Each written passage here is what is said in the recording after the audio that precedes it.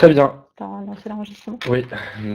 Bon, et ben... Nous allons démarrer ce webinaire. Merci d'être présent.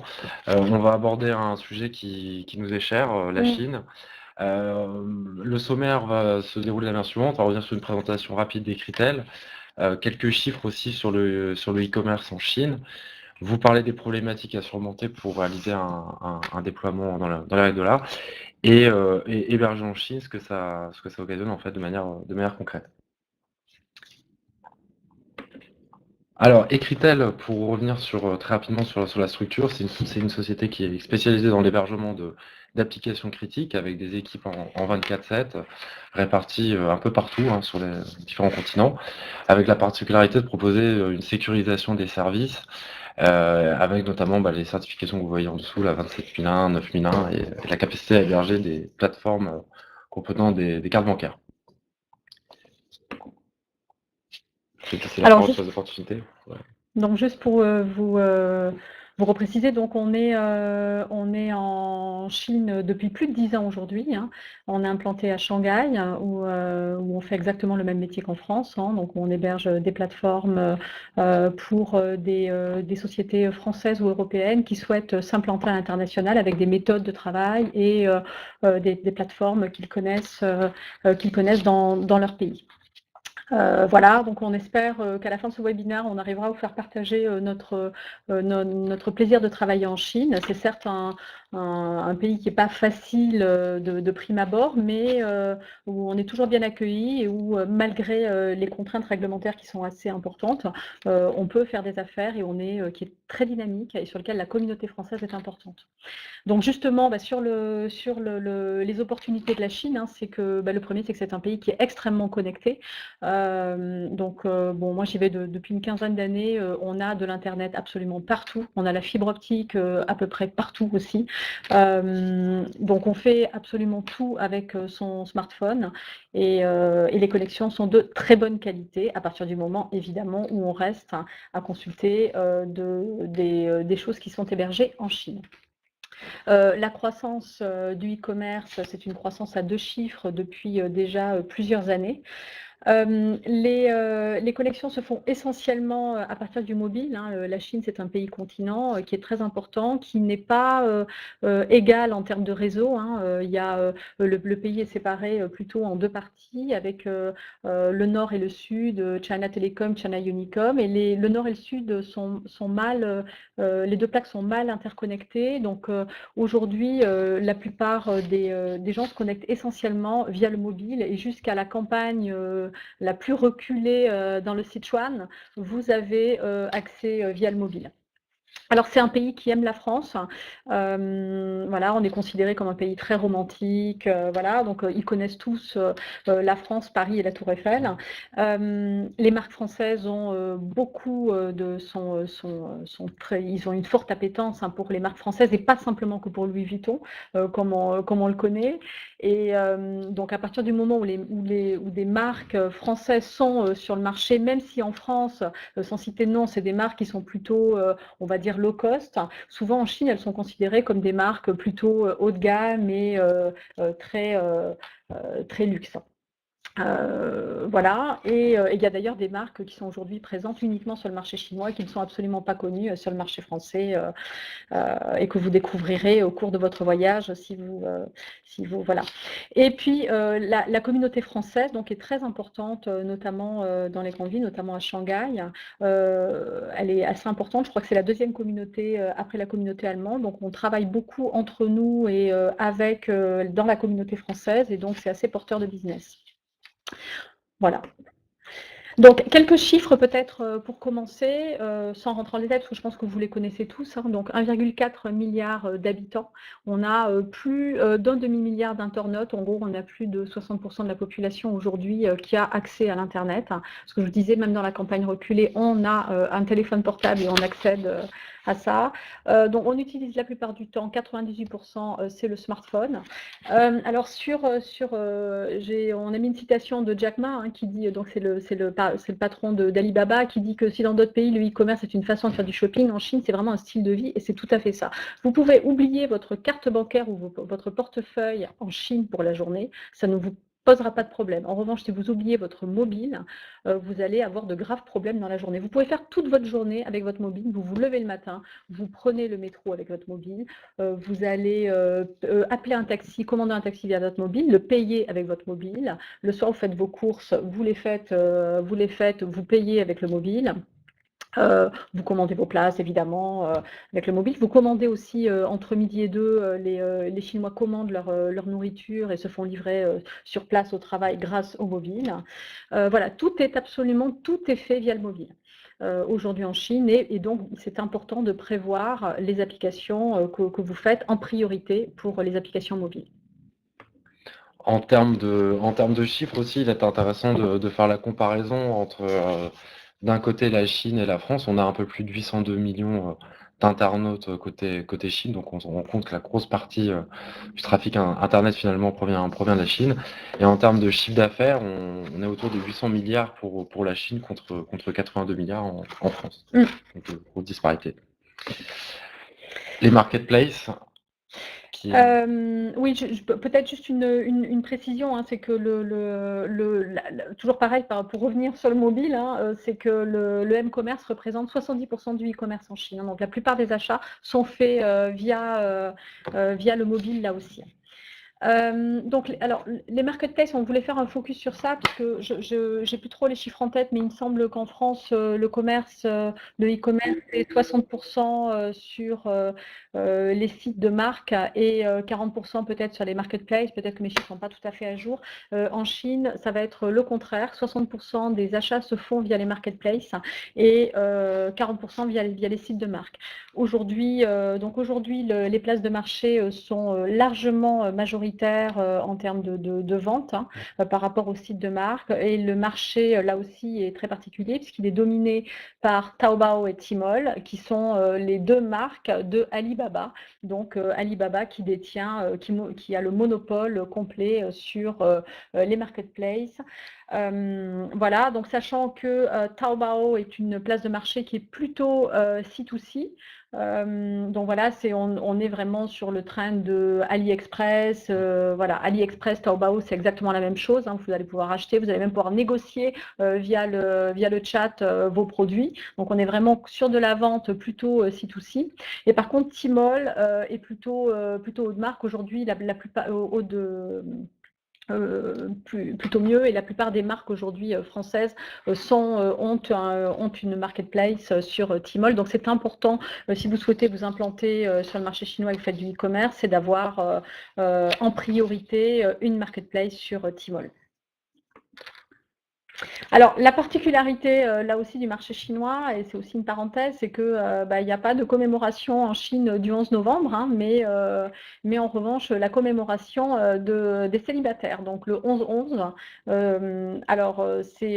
Donc c'est pour vous donner un peu l'idée du pouvoir du e-commerce en Chine.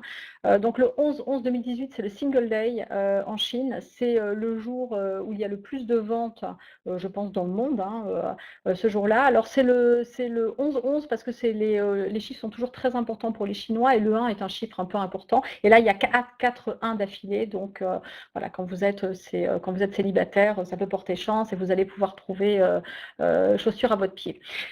Donc en gros, le 11-11 de l'année dernière, en 24 heures, il y a eu 30 milliards de dollars d'achats. Le premier milliard de dollars a été réalisé en seulement 1 minute et 25 secondes.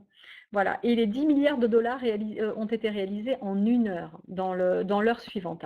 Voilà, pour comparaison, juste pour vous donner une idée, le Black Friday 2017 a généré 5 milliards de dollars de ventes aux États-Unis. Vous voyez, donc 5 milliards, 30 milliards. Donc il y a 1 milliard de colis qui ont été envoyés pour le Single Day. En France, Amazon a livré 2 millions de colis pour le Black Friday. Vous voyez, on est vraiment sur des proportions complètement délirantes. Donc là, c'est pareil. Si vous voulez adresser le marché chinois, c'est important d'être prêt pour ces jours-là parce que les Chinois achètent ces jours-là. Et puis aussi, on en parlera un peu plus tard, l'expérience des utilisateurs est très importante, notamment par les réseaux sociaux, donc c'est important de ne pas planter ces jours-là et d'être bien présent. Voilà, donc 21% de croissance, alors que c'est un marché qui est super mature, où on a 5% de croissance du e-commerce par an. Et là, on arrive quand même à avoir sur ce single day 21% de croissance par rapport à l'année dernière. Donc voilà, des chiffres complètement démentiels. À la hauteur du pays, ce qui nous ramène aussi, pour revenir sur les chiffres de la part du mobile, pardon. Donc il y a 802 millions d'internautes, 98%, on le répète, sont des mobinautes. En 2017, le chiffre d'affaires global du e-commerce était de 800 milliards. Il faut savoir que le m-commerce compte pour plus de 500 milliards de dollars, soit presque 70% des ventes en fait du e-commerce. Aux États-Unis, pour vous donner un ordre d'idée, la part du m-commerce en 2017, elle était de 35%. Donc l'évolution du e-commerce en Chine va croître, hein. Elle atteindra presque 2000 milliards de dollars d'ici la fin 2020 et sa part dans le e-commerce passera à peu près à environ 80%. Donc ce qui laisse un potentiel énorme sur la Ouais, part tout à du fait. mobile. Et avec un panier moyen qui continue d'augmenter chaque année et qui est tout à fait acceptable. 1850 dollars en fait, Voilà. le paiement qui est très élevé. Alors là, c'est pareil, donc on a parlé de l'importance d'être présent et du pouvoir des réseaux sociaux. Ce qui est important, et on le verra, c'est que les réseaux sociaux tels qu'on les connaît, Facebook, Twitter et compagnie, n'existent pas en Chine. Ils sont censurés, harmonisés, on va dire, pour employer le terme approprié. En revanche, les réseaux sociaux sont extrêmement présents en Chine. Il faut pouvoir être présent sur absolument tous les réseaux sociaux qui sont utilisés. Les réseaux sociaux sont utilisés aussi dans le cadre de nos conversations au quotidien avec les clients, par exemple. Et donc c'est très bien, mais il y a aussi le côté effet pervers, c'est une bad news peut très vite prendre de mauvais, un mauvais chemin. Donc là, par exemple, c'est la mauvaise expérience qu'a eu Dolce Gabbana l'année dernière, en fait, où ils ont fait une publicité. Là, on voit des extraits de la publicité. Je vous invite à aller la regarder sur YouTube si elle est encore présente. Ils ont fait manger en fait un mannequin chinois. Ils ont fait manger des spaghettis avec des baguettes. Pizzas aussi, ouais, avec des baguettes. Voilà, et les pizzas. Évidemment, c'est pas possible. Évidemment, les Chinois ont pris ça pour du racisme. Donc, on va pas revenir sur le fond du problème, mais cette petite vidéo a fait un tel buzz que les fondateurs de Dolce Gabbana ont dû on les voit en noir là sur la voilà, ils ont dû s'excuser publiquement. Ils ont dû faire des tas voilà, ils ont été censurés sur les places de marché, notamment Tmall, on le voit. Voilà, alors que leur CA représentait, le CA en Asie représentait 30% de leur CA. Voilà, et en gros, il y a. Sèche, en fait, Voilà. derrière. Ouais. Tout à fait. Donc, il y a eu un tel tollé avec notamment le hashtag #NotMe, voilà, qu'ils ont perdu des ventes, qu'ils ont dû annuler même une représentation à Shanghai qui était prévue. Voilà. Donc, ne jamais. Le pouvoir des réseaux sociaux peut porter vraiment la réussite d'un projet comme tout détruire. On a vu d'autres sociétés aussi, hein, dont je ne pourrais malheureusement pas citer le nom, mais qui ont été complètement démolis parce que les réseaux sociaux, à un moment ou à un autre, ils ont fait de l'ombre à des sociétés qui étaient plutôt chinoises et du coup, les réseaux sociaux ont complètement tué la marque et ils ont dû se retirer du marché chinois. Donc attention surtout à toujours rester politiquement correct et à respecter la Chine et les règles du jeu du pays. On parle des réseaux sociaux, on a aussi donc des différences, hein. Évidemment, les réseaux sociaux traditionnels ne sont pas autorisés. Donc on retrouve par exemple Youku, qui est l'équivalent du YouTube de YouTube. Oui, tout à fait. Donc, qui est enfin, c'est vraiment le YouTube chinois qui fonctionne très bien, voilà. Mais donc pas de YouTube, il est complètement harmonisé. On va aussi retrouver Baidu. Donc Google en fait n'est plus présent sur le marché chinois depuis une bonne dizaine d'années. Il y avait la version de Google à Hong Kong qui fonctionnait peu ou prou, mais en fait qui fonctionne plus du tout depuis plusieurs années. Donc aujourd'hui, Baidu est quasiment à un monopole total. Je crois qu'il y a il y a 80% des parts de marché pour Baidu Voilà, et ensuite, de toute façon, les autres moteurs de recherche qui sont sur le top 8 des moteurs de recherche, on va retrouver donc Baidu, 79% des parts de marché, on va retrouver 360.com qui a 8% des places de marché. Après, on a Soku qui a 3%, et ensuite, bon, on a des moteurs de recherche divers et variés, mais qui sont plutôt chinois et qui sont vraiment à quelques pourcentages. Donc, on voit que Baidu, en termes de référencement, c'est votre priorité, c'est le référencement sur Baidu.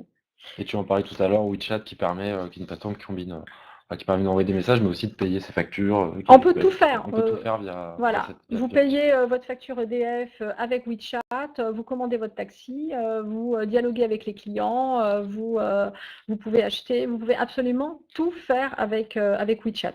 Voilà, y compris commander son billet de train si vous le souhaitez. Donc ça, c'est pareil, Baidu, WeChat, Youko, c'est vraiment des inconditionnels. Donc après, on a cité également Weibo, on va retrouver Sina Weibo et QQ, le moteur de recherche, excusez-moi, c'est le chat, en fait. QQ, c'est la messagerie instantanée, hein, le Messenger, voilà, qui est aussi très populaire et qui est un incontournable. N'hésitez pas à poser des questions si vous avez des questions en cours de route. On a le chat sous les yeux, puisqu'on parle de chat. On l'a vu, donc des opportunités, il faut aussi respecter la Chine. Il y a des problématiques aussi à surmonter. Alors, dans les obstacles, tu n'utiliseras pas Google? Bah oui, de toute façon, je l'ai dit, Google est indisponible depuis déjà 10 ans, voilà. Tu ne confieras pas tes données, pardon, sans protection? Bon, ça, on en parlera tout à l'heure longuement, mais la Chine, il faut la voir comme un gros intranet, hein, avec un grand firewall et des great firewalls qui entourent le pays. Et donc, voilà, donc c'est important. La priorité, c'est de s'assurer qu'on est bien en règle par rapport aux contraintes de propriété intellectuelle. On en parlera un peu après. Ça va de pair avec, tu ne mettras pas ton site en ligne sans Voilà, l'ICP? tout à fait, on en parlera tout à l'heure. Ton code de caractère chinois, tu adapteras. Évidemment, les sites anglais, les Chinois, ils s'en moquent, hein. Ce qu'ils veulent, c'est un site en chinois. Donc là aussi, c'est important d'adapter votre site pour les Chinois et pour la lecture. En Chine, localement, tu hébergeras. Ça, c'est pareil, ça va de pair avec l'ICP. On va le voir, hein, les sites qui sont hébergés en dehors de la Chine ne sont pas visibles depuis la Chine. Voilà, essayez vous-même de vous connecter sur un site chinois depuis la France, ça va être long, et ben, ça va être 2 fois plus long si vous faites le contraire et que vous connectez depuis la Chine vers la France. Et la modération sur ton site, tu feras. Donc ça aussi, c'est important puisque vous êtes responsable de tout ce qui est publié sur votre site et vous pouvez être responsable et ça peut aller loin aussi sur la Chine.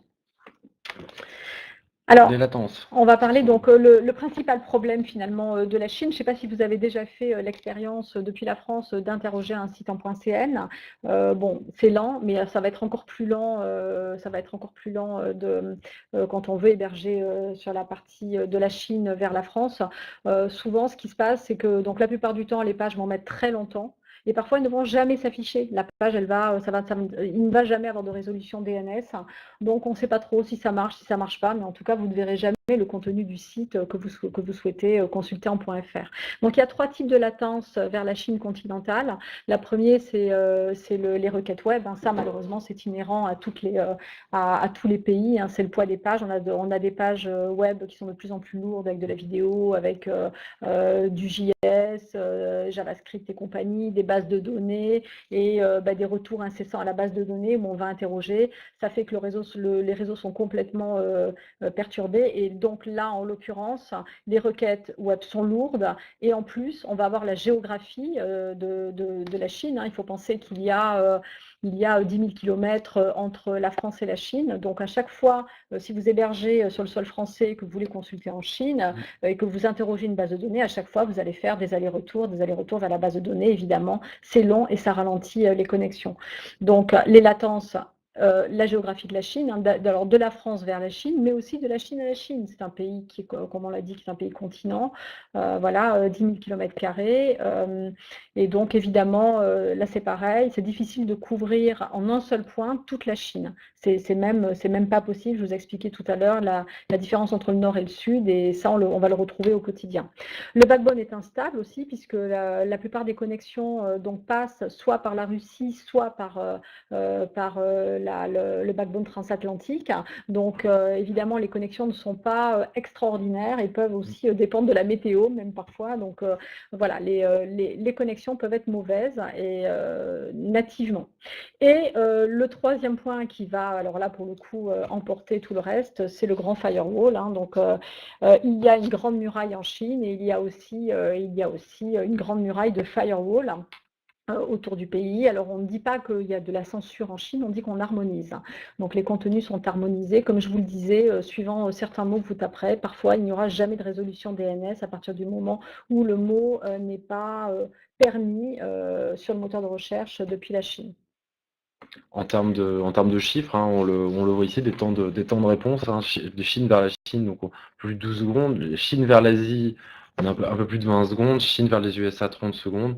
Et alors Chine vers l'Europe, là, on peut même être à la minute. Donc, Une minute pour afficher, donc là c'est un ping, hein, c'est même pas l'affichage complet de la page, hein, c'est vraiment l'affichage du premier pixel de la page. Vous voyez, 1 minute pour afficher une page, donc autant dire que c'est pas possible. Et on sait bien que les conséquences sur ces baisses Ouais. de temps de chargement de page, s'il a un impact direct pour votre business, hein. Ouais, il faut toujours garder en tête les 3 secondes, hein. 3 secondes, c'est le temps moyen consenti par un internaute pour l'affichage d'une page.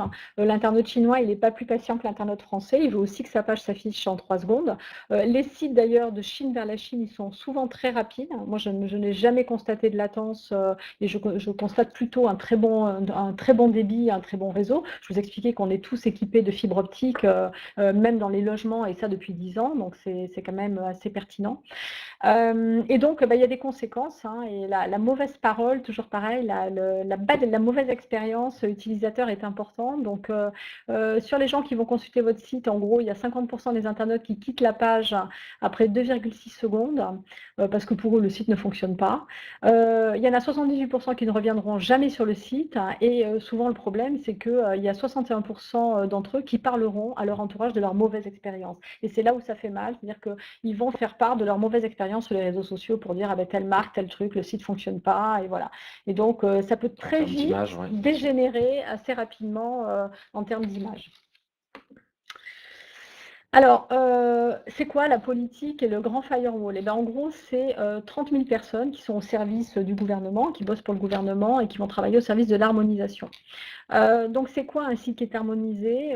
Donc tous les sites qui sont harmonisés, ce sont des sites qui n'ont pas d'ICP. Donc en gros, en bas de la page du site où nous on a les mentions légales, hein, ou les CGV, vous devez avoir un numéro d'ICP, qui est un numéro d'enregistrement, on en parlera un petit peu plus tard. Si vous n'avez pas sur votre site ce numéro d'ICP, la durée de vie de votre site internet sera à peu près, je pense, peut-être d'une semaine. Voilà. Donc il y a donc voilà, les sites ne sont plus visibles à partir du moment où vous n'avez pas d'ICP. Alors il y a aussi des sites qui sont interdits, on l'a dit tout à l'heure, hein, YouTube, Dailymotion, Facebook, Twitter et compagnie. Alors les sites contenant des liens vers les sites bloqués. Donc vous avez du Google Analytics pour vos statistiques. Et si vous avez du Google Analytics, votre site ne sera pas visible puisque Google est interdit. Voilà. Donc pas de j'aime Facebook, pas de j'aime Twitter. Un seul lien vers un site interdit bloque complètement votre site ou va le ralentir fortement au point qu'il aura beaucoup d'erreurs. Et enfin, des mots interdits qui sont bloqués au niveau des firewalls. Donc donc ce sont tous les liens qui vont... le principe, ce sont des mots qui, selon la Chine, peut gêner l'équilibre politique du pays. Voilà, donc ça va être tous les mots qui vont avoir trait au Tibet ou au Xinjiang, ou etc., etc. Donc là, la liste n'est pas exhaustive, mais voilà, donc il faut éviter tous les sujets qui fâchent, les sujets politiques qui pourraient mettre en danger l'équilibre du pays. Donc l'harmonisation, c'est pas, vous n'allez pas avoir sur le site une page désolé, ce site est blacklisté, c'est pas du tout ça. C'est en gros, c'est une grosse latence avec une page qui ne va jamais s'afficher et des DNS qui ne vont jamais résoudre. Donc en fait, on aura une page blanche, on a l'impression que le site en fait ne fonctionne pas. Mais en gros, bah non. Alors ça, si vous consultez plusieurs fois des sites qui sont interdits, à ce moment-là, bah, vous finissez par ne plus avoir accès à Internet du tout. Voilà, donc la seule solution, malheureusement ou heureusement d'ailleurs, pour pouvoir adresser le marché chinois, c'est héberger en Chine. Aujourd'hui, c'est une obligation par rapport notamment aux contraintes de la nouvelle loi de la cybersécurité. Donc tu peux. Donc voilà, héberger sur le sol chinois, absolument tout ça. Oui, bon, remarque, on peut passer là. Donc héberger. Donc là, peut-être un petit focus sur la loi de cybersécurité. Donc en plus des contraintes, donc on a aujourd'hui cette loi de la cybersécurité qui est en place depuis le 1er juin 2017. Donc l'objectif, c'est un peu le RGPD. Excusez-moi, je regarde, c'est-à-dire je lis en même temps les questions et par rapport aux extensions, c'est-à-dire les sites sont-ils tous .cn? Oui, tout à fait. Il faut également des extensions, donc .com, .cn, où après vous avez des extensions pour Taïwan ou etc. Enfin d'autres, voilà. Mais oui, vous devez absolument réserver tous les noms de domaine, pour le marché chinois. Donc sur la loi sur la cybersécurité, c'est un peu le RGPD français. Donc avec l'objectif, c'est de renforcer la protection du cyberespace et le droit des citoyens. Voilà, bon, ça c'est le premier objectif. Bon, évidemment, le deuxième objectif, c'est le contrôle plus effectif de l'Internet par rapport aux frontières et de maintenir l'équilibre politique, économique et militaire du Parti communiste chinois. Voilà, donc le principe, c'est que toute entreprise étrangère qui vend des biens ou des services aux consommateurs chinois, elle est considérée comme une entreprise domestique et donc elle est sujette à cette nouvelle loi. Donc même si vous n'avez pas une présence administrative ou légale en Chine, vous êtes tenu de respecter cette règle-là. Voilà, donc vous devez, à partir du moment où vous opérez sur le marché chinois, vous devez stocker toutes les données à caractère personnel et les données importantes sur le territoire chinois.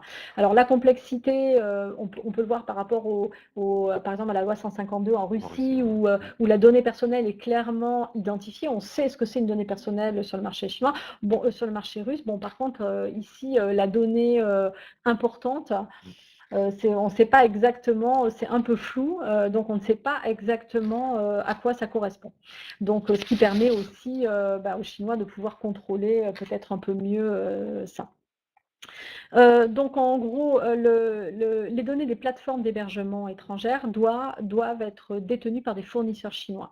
Donc en gros, on doit travailler, on est obligé, mais ça, bon, ça fait déjà plusieurs années, on doit travailler avec des opérateurs de réseaux chinois qui vont gérer eux-mêmes le réseau. Voilà, bon, j'ai assez résumé. Bon, il faut également qu'il y ait des conformités VPN, des conformités de sécurité par rapport aux données. Donc les VPN, les VPN permettent de tracer un tunnel sécurisé vers la France ou un autre pays, de sortir du pays de façon sécurisée sans avoir à pâtir des lenteurs du grand firewall. En revanche, les données, alors c'est tout à fait possible et c'est tout à fait envisageable, nous on le fait pour plusieurs de nos clients. En revanche, ça nécessite de déclarer les données qui vont passer dans ce tuyau sécurisé pour schématiser un peu tout ça. Voilà, alors tout ça, évidemment, le principe, quand on ne respecte pas la loi en Chine, c'est une durée de vie de site internet qui est extrêmement courte, qui est d'une semaine, la possibilité d'être blacklisté, la possibilité d'avoir des poursuites. On le voit sur des cas très très anecdotiques, hein, par exemple, avec des sociétés, on l'a vu par exemple sur l'hôtel Marriott, je crois que c'est ça, qui a fait la une, où en fait, ils avaient fait une différenciation entre Hong Kong, Taïwan et la Chine continentale. Voilà, en proposant un menu déroulant pour adapter la langue en fonction de ça. Or, ce genre de distinction n'est pas envisageable, parce que ça sous-entend que ce n'est plus la Chine et que ce sont des territoires qui sont hors de Chine. Voilà, et le site a été coupé pendant plusieurs semaines parce qu'ils avaient sous-entendu que Hong Kong ne faisait pas partie, ou Taïwan ne faisait pas partie de la Chine. Il faut surtout Voilà. pas dire ça. Non, surtout pas, voilà. Donc la Chine, c'est un grand territoire avec des langues différentes, avec des régions différentes, mais c'est un seul pays. Bon, en tout cas, ce sont des règles du jeu à respecter, et si on les respecte, ça se passe très bien et il n'y a pas de problème particulier. Alors, en revanche, oui, tout ne peut pas être hébergé en Chine. Alors, j'ai envie de dire si maintenant ça a changé, donc il faut une business licence. Donc, il faut un pouvoir d'exercer son métier en Chine. Alors, il y a différentes sortes de business licences. Il y a aussi une business licence de e-commerce. Donc, ça, on pourra en parler avec vous en offline. Mais bon, on peut vous aider aussi à obtenir ces business licences auprès du gouvernement. Alors, évidemment, pour avoir une licence ICP, c'est un peu compliqué, hein. Il faut donc avoir des domaines. On en a parlé, donc avoir un domaine.com, un domaine.com.cn, ou .com.cn. Il faut remplir le site du gouvernement. Évidemment, tout ça, c'est en chinois, hein, il n'y a pas de traduction en anglais.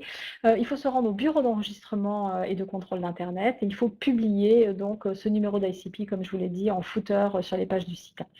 Voilà, donc il peut y avoir des contraintes qui sont liées à des CRM, à des ERP, mais aujourd'hui on arrive, malgré ces règles du jeu qui sont quand même assez contraignantes, à pouvoir tout héberger en Chine, ou du moins à pouvoir faire tout communiquer entre la France et la Chine dans des délais qui sont tout à fait convenables aujourd'hui pour vos métiers.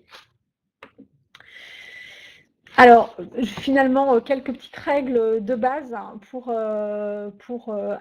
adresser le marché chinois, donc vraiment en un slide. Donc, il faut réaliser un site chinois pour les Chinois. Donc, d'abord en chinois, qui sont localisés aux habitudes de consommation du pays, notamment en termes de livraison.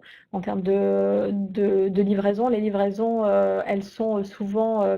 Je cite souvent cet exemple-là, mais quand on va faire ses courses ou qu'on fait des courses, on s'attend à être livré dans l'heure suivante, hein, et pas dans les 24 heures suivantes. Enfin, tout est très rapide. C'est un pays qui est extrêmement dynamique dans tous les sens du terme, et notamment dans les livraisons. Donc, faire attention sur la partie logistique, qui est, je pense, un pan important sur la partie e-commerce. En termes de paiement aussi, hein, il y avait encore beaucoup aujourd'hui, bon, tout se fait via mobile. Aujourd'hui, on paye via mobile, ou je crois qu'il y a encore un peu de cash on delivery, mais bon, ça doit être aussi marginal, peut-être encore dans quelques provinces. Il faut évidemment tenir compte des contraintes techniques et juridiques, faire enregistrer son ICP, pas faire de Facebook, pas faire de Twitter, pas de statistiques Google. Voilà, donc être imaginatif et se différencier. Sur les réseaux sociaux chinois, ça c'est prioritaire. Il faut être présent, il faut avoir une chaîne Weibo. Enfin bon, il faut être présent sur tous les réseaux sociaux. Il faut pourquoi pas proposer des échantillons gratuits, faire des remises. Ça c'est aussi extrêmement important. Et avoir beaucoup de publicité, de visibilité. Voilà, où on va en trouver même jusque dans les taxis ou jusque sur les bouteilles d'Orangina, de l'Orangina locale. Alors, et pour finir, le CDN.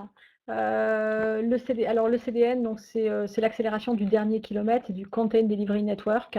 Donc le principe du CDN, c'est de stocker au plus proche de l'internaute des données qui ne changent pas, qui sont assez pérennes, par exemple les images d'un produit ou les prix, à proximité de l'internaute pour que la page soit accélérée, s'affiche plus rapidement. C'est statique en fait, hein, toute la partie statique. Voilà, toute la partie statique. Bon, aujourd'hui, la plupart des sites, vous devez certainement utiliser du CDN. En Chine, aujourd'hui, le CDN est une obligation, parce que comme je vous l'ai dit, le pays est vraiment très grand, c'est difficile d'avoir des bons temps de réponse sur tout le pays, sachant qu'on a toujours forcément des pages qui sont plus ou moins lourdes, avec quelques petites erreurs de code, etc.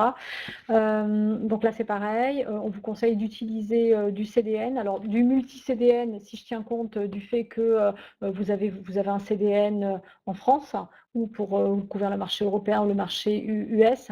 Le CDN que vous utilisez aujourd'hui ne pourra pas couvrir le marché chinois. Le marché chinois, là aussi, il est complètement... il est toujours fermé.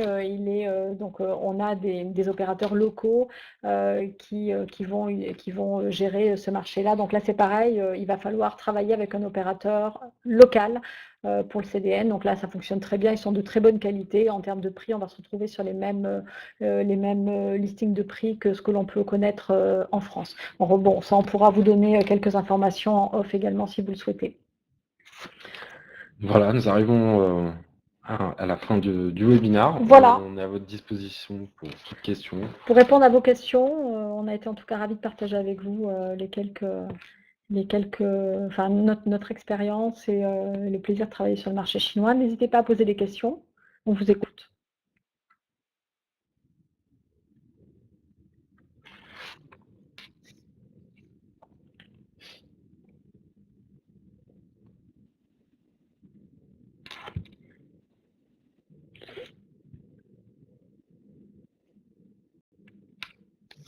Donc si vous avez des questions, vous pouvez les poser dans le chat. Oui, dans la partie chat, n'hésitez pas. Voilà, qui est juste en dessous. Ensuite, après ce webinaire, Brian pourra répondre à vos questions, ou moi-même, on pourra répondre à vos questions si vous voulez rentrer en détail sur certains sujets, si vous voulez qu'on partage notre expérience sur d'autres points. Ça sera vraiment avec plaisir. Voilà, ou qu'on puisse vous donner des idées de tarifs, vous mettre en relation autrement. On travaille beaucoup dans la communauté française entre nous, on s'entraide, donc ce sera toujours un plaisir de vous aider si vous le souhaitez.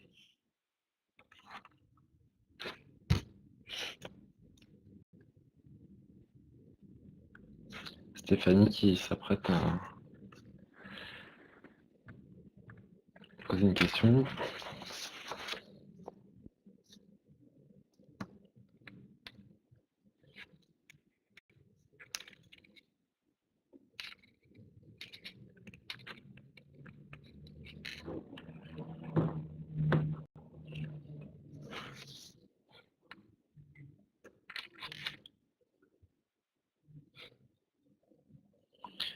Pour revenir sur le point ancien, l'ICP dont vous...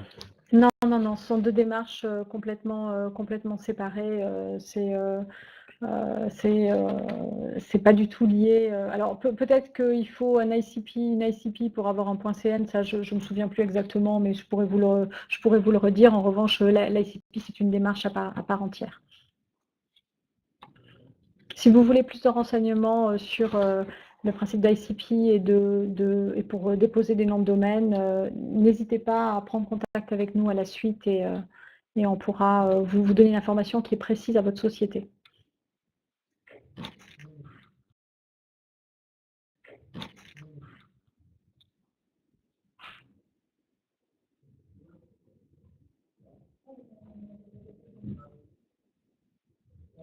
Alors en revanche, à partir du moment où on est prêt en termes d'ICP, donc l'ICP c'est un peu fastidieux en termes de démarche. En revanche, une fois qu'on est prêt, qu'on a toutes les informations, ça peut aller très vite. C'est un marché qui est extrêmement dynamique. Quand on demande un devis, on s'attend à avoir un devis le jour même, dans l'heure même ou dans la journée. Enfin, tout est extrêmement rapide. Tout est extrêmement rapide, donc ça peut aller assez rapidement. Voilà. Et puis tout le monde est relativement toujours dans l'entraide. Et voilà. Donc n'hésitez pas. On voit certaines questions qui se... On a la chance d'avoir des équipes en local aussi. Oui, voilà. On a des équipes à la fois françaises ou chinoises. Les Français, de toute façon... les Chinois parlent aussi anglais, donc on peut très bien, si vous le souhaitez, approfondir aussi avec nos équipes locales. Est-ce que la techno WordPress peut être utilisée? Oui, oui, À partir oui, du moment où sans aucun problème. c'est pas bloqué. En termes de tout ce qui est outils, framework, etc., ce sont exactement les mêmes outils qu'en France. Magento, Voilà, les Magento est très successful là-bas. L'outil d'SAP, Ibris. Ibris aussi. Voilà, enfin tous les outils, c'est exactement les mêmes outils qu'en France. Donc WordPress, aucun problème pour héberger du WordPress.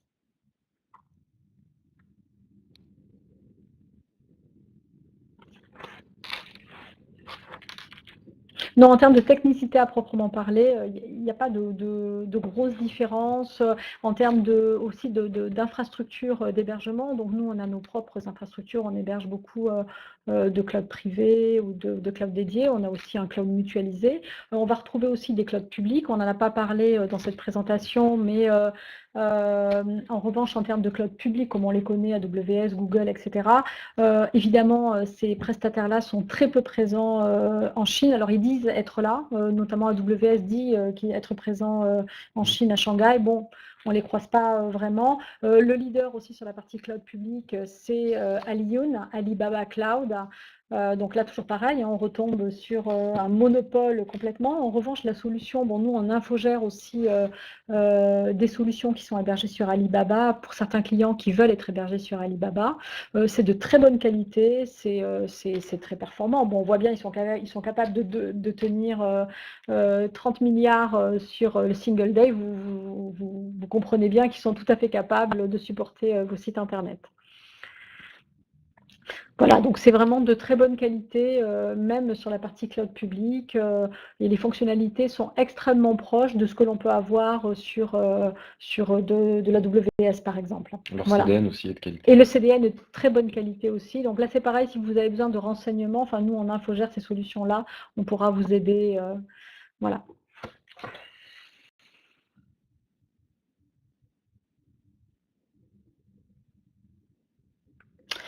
Alors oui, c'est une bonne question. On a une question de Nadia qui nous demande en fait si elle est obligée dans le cadre d'opérations de location plutôt, on va dire, de solutions Airbnb, de créer un site. Alors je n'ai pas la réponse formelle là, parce qu'en fait, mais je pense que aujourd'hui, il y a beaucoup de solutions à partir du moment en fait où vous hébergez en France des données de chinois, je ne pense pas. Je ne pense pas que vous soyez gêné pour ce principal. À partir du moment où vous n'avez pas une activité extrêmement soutenue et que ça reste une activité, on va dire, on va dire plutôt saisonnière, ça peut rester comme ça sans aucun problème. Ça dépend du volume. Voilà, tout dépend du volume et bon, aujourd'hui, si vous allez sur Airbnb, vous allez tout à fait retrouver à la fois des propriétés de Français qui sont basés à Shanghai et qui louent leur appartement, et l'inverse est aussi vrai. Bon, tout ça est toléré en fait. C'est un problème de sécurisation et de taille de marché en fait. Voilà, donc si vous avez des questions, n'hésitez pas. On voit encore certains qui tapent.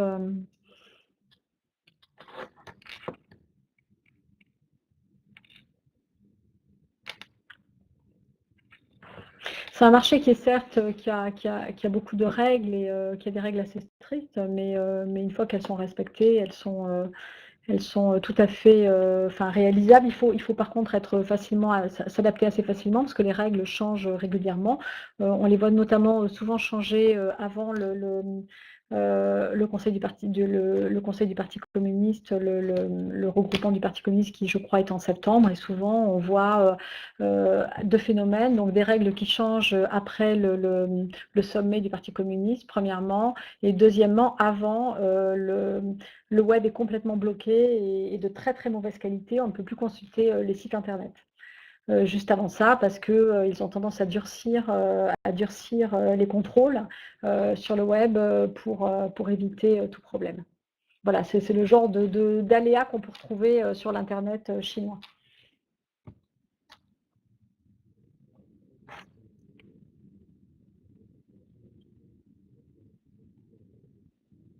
Oui, tout à fait. Vous pourrez prendre contact avec nous. Je crois que les coordonnées seront données. Vous allez retrouver en fait un mail avec la présentation et également nos coordonnées. N'hésitez pas à nous solliciter pour nous poser une question ou simplement pour échanger avec nous.